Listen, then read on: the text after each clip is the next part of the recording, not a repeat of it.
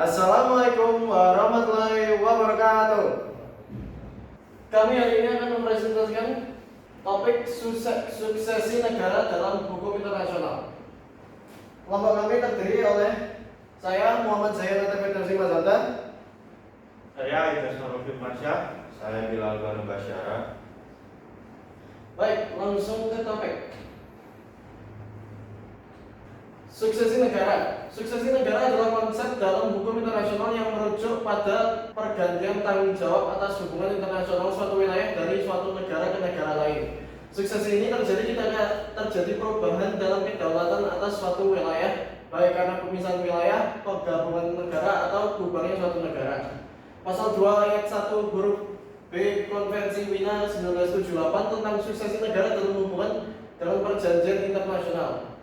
Suksesi negara adalah penggantian satu negara oleh negara lain dalam tanggung jawab atas hubungan internasional suatu wilayah. Suksesi parsial. Suksesi parsial terjadi jika hanya sebagai wilayah yang memisahkan diri. Kemenangan negara asal tetap ada. Timur Leste yang memisahkan diri dari Indonesia atau Bangladesh dari Pakistan merupakan contoh dari bentuk suksesi ini. Selanjutnya ada contoh suksesi parsial. Yang pertama Timor Timur memisahkan diri dari Indonesia di tahun 1999. Indonesia tetap sebagai negara predesesor, Timor Leste menjadi negara baru suksesor. Indonesia kehilangan sebagian wilayahnya, namun masih eksis secara internasional dan meneruskan keanggotaan di berbagai organisasi. Yang kedua ada pembentukan Bangladesh dari Pakistan tahun 1971. Pakistan tetap eksis, Bangladesh memisahkan diri dan menjadi negara baru. Termasuk bentuk suksesi parsial karena predesesor tetap ada. Suksesi universal. Suksesi universal terjadi ketika sebuah negara benar-benar hilang eksistensinya, baik karena dibubarkan atau dianeksasi dan wilayahnya sepenuhnya digantikan oleh negara baru. Yugoslavia 1990-an pecah menjadi banyak negara: Serbia, Kroasia, Indonesia,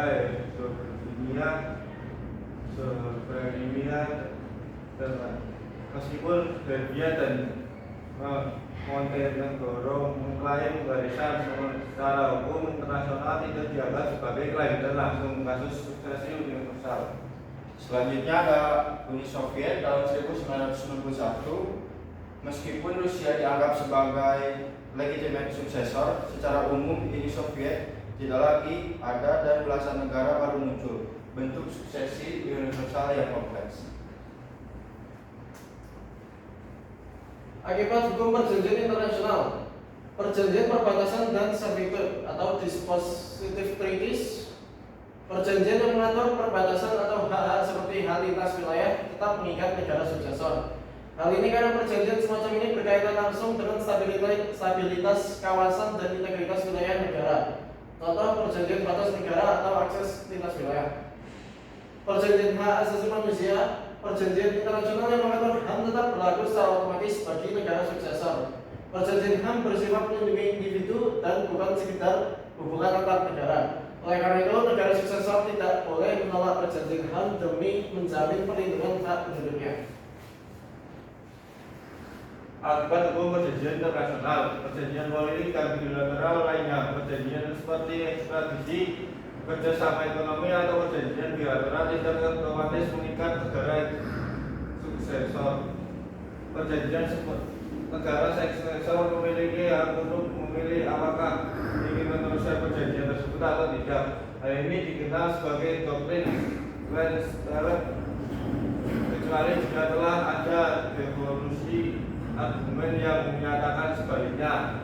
Berisi dalam Konvensi Wina 1978. Menurut Konvensi Wina 1978, perjanjian hanya berlaku sebagai negara suksesor jika ada persetujuan dari semua pihak terkait. Ini sesuai dengan prinsip hukum internasional pasca Treaties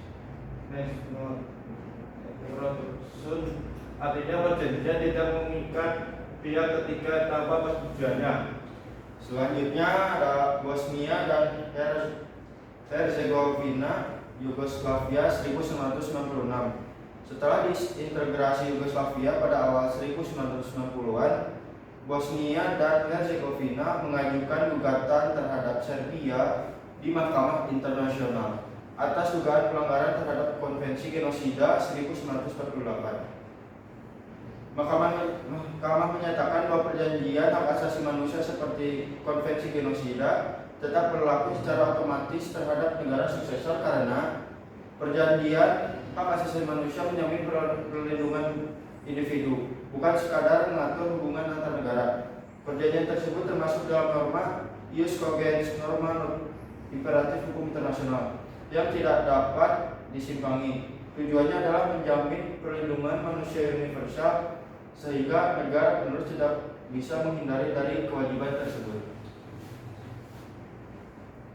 Contoh akibat hukum perjanjian internasional Libya dan Chad, ICJ 1994. Dalam kasus ini, Libya berusaha membatalkan perjanjian perbatasan yang ditandatangani pada masa kolonial antara Libya dan Prancis yang saat itu mewakili Chad dengan alasan tidak sah karena merupakan warisan kolonial. Putusan ICJ, Mahkamah menegaskan bahwa perjanjian perbatasan bersifat permanen dan tidak dapat dibatalkan secara sepihak, bahkan jika dibuat dalam konteks kolonial. Ini sesuai dengan pasal 11 Konvensi Wina 1978 yang menyatakan bahwa perjanjian mengenai batas wilayah tetap berlaku meskipun terjadi suksesi negara. Juga diperkuat oleh prinsip uti possidetis juris, yaitu bahwa wilayah administratif yang ada pada saat kemerdekaan harus dihormati sebagai batas negara. Akibat hukum terhadap state property.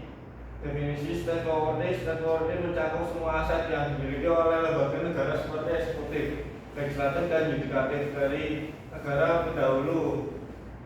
Aset ini bisa berupa tanah, bangunan, kendaraan, atau fasilitas milik pemerintah. Aset di wilayah yang beralih. Aset negara secara fisik berada di wilayah yang beralih kedaulatan akan menjadi milik negara suksesor secara otomatis. Tidak ada kewajiban bagi negara penerus untuk memberikan kompensasi. Contoh aset ini antara lain gedung pemerintahan, pelabuhan, jalan, atau fasilitas umum yang dimiliki oleh negara pendahulu. Ketentuan ini diatur dalam pasal 11 Konvensi Wina 1983. Selanjutnya ada akibat hukum terhadap state property. Aset di luar wilayah yang beralih. Untuk aset yang berada di luar wilayah berpindah kepemilikannya tidak otomatis beralih jika negara pendahulu masih ada, maka aset tetap menjadi miliknya. Namun jika negara pendahulu telah bubar, maka aset dapat dibagi secara proporsional di antara negara-negara suksesor. Properti bergerak seperti kendaraan, peralatan administrasi, dan perlengkapan kantor yang digunakan untuk menunjang aktivitas di wilayah yang berpindah akan dialihkan ke negara suksesor. Ketentuan ini diatur dalam pasal 17 Konvensi Wina 1983. Tujuannya agar transisi pemerintahan di wilayah tersebut tetap berjalan lancar. Baik, selanjutnya contoh akibat hukum state property. Pembagian aset Uni Soviet sekitar 1990-an. Pembubaran Uni Soviet menyisakan persoalan penting terkait aset negara, termasuk gedung, kedutaan, cadangan emas, dan valuta asing, aset militer, serta infrastruktur diplomatik. Negara-negara penerus menyepakati bagian berdasarkan prinsip proporsionalitas dan keadilan atau equitable division. Rusia sebagai penerus utama menerima aset terbanyak termasuk hak atas kedutaan besar dan kursi di organisasi internasional yang akan dibahas di slide di akhir. Negara-negara lain seperti Ukraina, Kazakhstan, dan lainnya juga menerima bagian aset tertentu terutama yang berkaitan dengan lokasi geografis dan kepentingan wilayah. Praktik ini sejalan dengan pasal 15 dan 17 Konvensi Wina 1983 yang mengatur bahwa properti negara di wilayah yang berpindah kedaulatan beralih kepada negara suksesor, dan aset yang digunakan secara eksklusif untuk kepentingan wilayah tertentu juga harus dialihkan secara adil. Karena hak milik pribadi tetap dilindungi. Prinsip utama yang berlaku adalah bahwa hak milik pribadi yang sah harus dihormati. Negara penerus tidak dapat mengambil alih harta pribadi tanpa dasar hukum yang jelas. Pengambilan harus disertai kompensasi.